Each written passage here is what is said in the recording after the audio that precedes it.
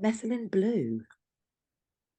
Methylene blue is a very, very interesting material. It was invented initially as a blue dye. And when microscopy started appearing as a science, people were trying all sorts of different materials, dyes, so that they could stain uh, the subject they were looking at through the microscope. But the first thing they discovered with methylene blue, when they used it as a stain for microscopy, is it killed the bacteria that they were looking at or the fungus that they were looking at.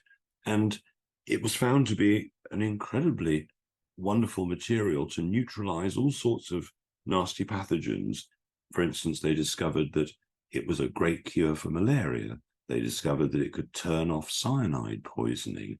They discovered that it would help the body build new neurons in the brain.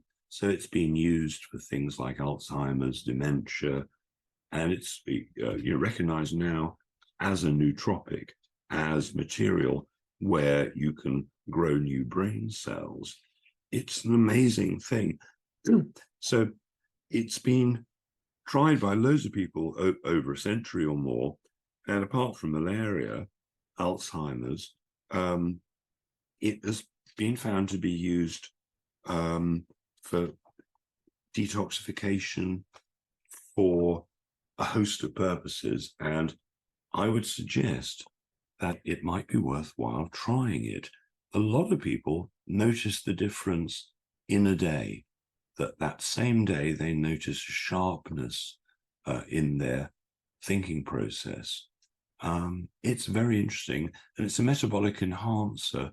So it actually just helps your body on a general level to be healthier. There is one word of warning.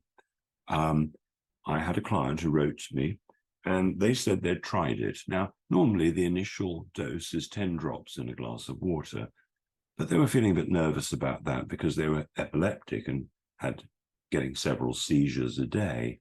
And so she started with 2 drops. She immediately found that she was still continuing to get seizures on that first day.